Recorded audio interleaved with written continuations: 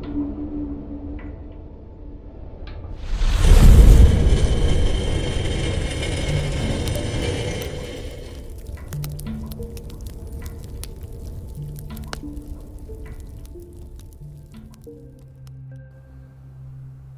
Internet and welcome to Commander 1-on-1. In this episode I'll be rambling about the concept of a game plan, this time with less editing scuff and hopefully a better audio. So, without further ado, let's start with answering a question. What exactly is a game plan? In a previous episode I've mentioned briefly that you can say the game plan is the way in which your deck wins, which is technically true, but a little bit bare bones to put it mildly. So let's expand the definition a little bit. In the context of this video, I'll define a game plan as an avenue in deck building and execution that focuses on specific strategy to achieve victory, which is quite the mouthful, but still should be somehow manageable to understand.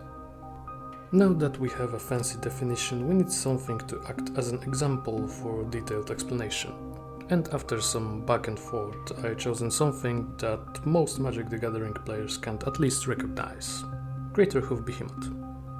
For those of you that for some reason never been hoofed before, our little friend here is a 5/5 beast with haste that costs 5 generic and triple green mana to cast, which is a little bit underwhelming if he didn't have the second ability, which grants all our creatures trample and +X bonus, where X is the number of creatures we control when this trigger resolves.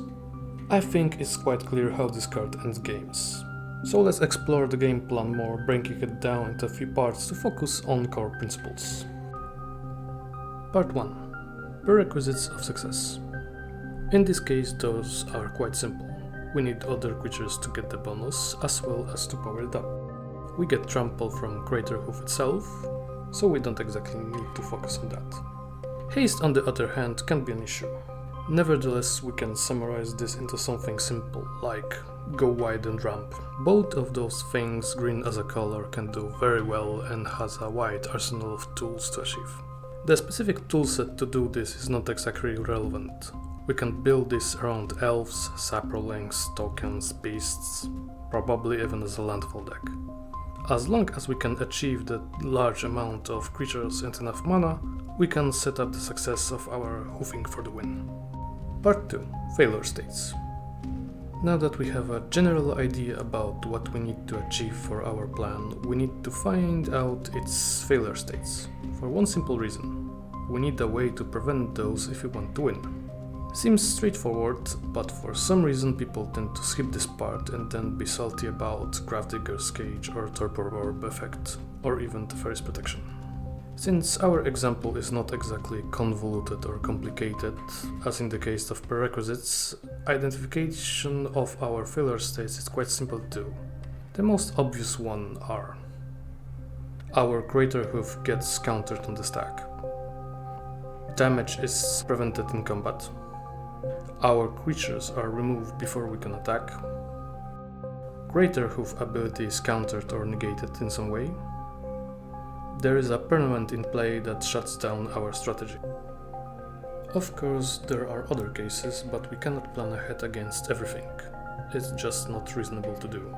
We need to focus on the most common occurrences and try to prevent them in the most efficient way. So let's have some examples for our 5 cases. Countering the Craterhoof can be prevented in many ways, and without branching to different colors.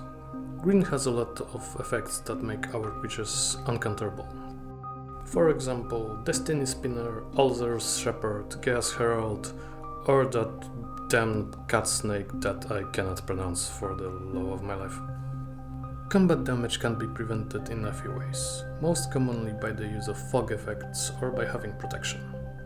Dealing with those is mostly the domain of red color of mana, but we have a way to bypass that while staying in mono-green, in the form of Questing Beast, which in its jungle of text has a hidden line of combat damage that would be dealt by creatures you control can't be prevented. Removing our creatures can be tricky to work around. Sure, we have Heroic Intervention and similar effects, but those protect only from destruction and or targeting.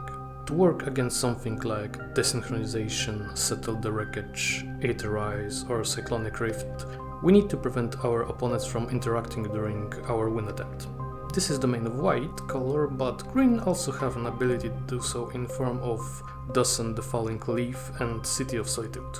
Those two are also our tools for case 4, since most reactive effects that could negate or counter our hoof trigger comes in form of spells.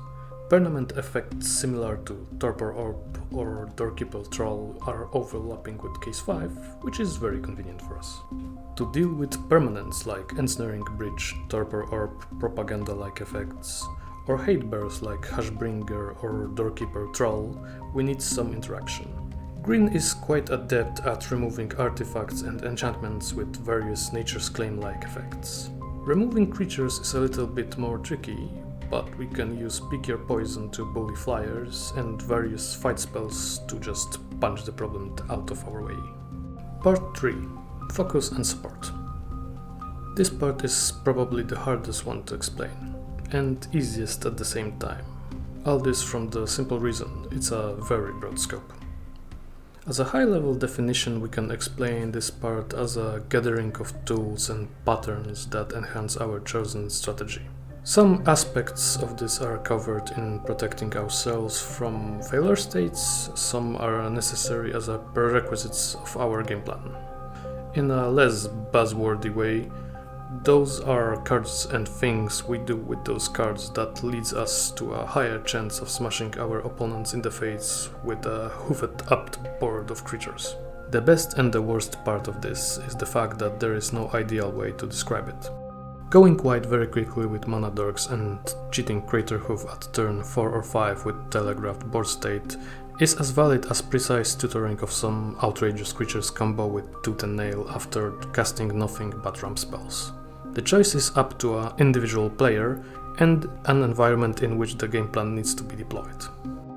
If you have stacks heavy meta that hinder creatures, the bursty spell based approach will be more efficient, as you only need to wait for the right moment. In aggro-ridden playgroups, board development and creature focus will be better choice, as it will not leave you open for punching. And in the environment of high density of board wipes, you will need to focus on moderation and not overextend. Some recursion would also come in handy. Part 4. Opportunity Cost. This is the most hated responsibility part of devising a game plan. Main limitation in Commander deck is the amount of cards that we have access to. With the inclusion of our mana base, we usually have between 60 to 70 slots for our spells. And we need to figure out how many of those can we safely dedicate to our chosen game plan.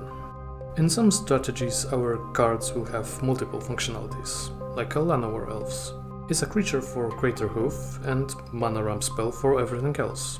Other cards will tend towards the Unitasker role, like Tooth and Nail, which we can use for explosive finish. We can just accept that, or expand our possibilities and add another game plan that uses some kind of two creatures combo. This is something I like to call redundancy versus consistency balance, and probably expand on in another video. For now, let's just reduce it down to this. The more card we dedicate solely for a singular game plan, the higher probability of success we will have with it. But we will also hinder our other strategy and be more predictable. We could break this down even more, but I think it would be a little bit pointless. After all, customization is a big part of deck building, and specifics will vary between the playgroups and even pilots. And you should build a deck to match your preferences and playstyle so you can maximize the fun factor of each game. So, as usual, let me summarize my ramblings into something more concise. Each game plan can be dissected into 4 core parts that impact our deck building. 1. Prerequisites of Success, aka what do we need to win. 2. Failure states, aka how do our opponents stop us from winning. 3. Focus and Support, aka in what way do we make sure that stuff we want to happen, happens. 4. Opportunity Costs, aka what is the cost of doing the thing we want to do. And there you have it. As long as you can answer those questions, you should be able to analyze any strategy you want to try and figure out how it fits into your deck idea.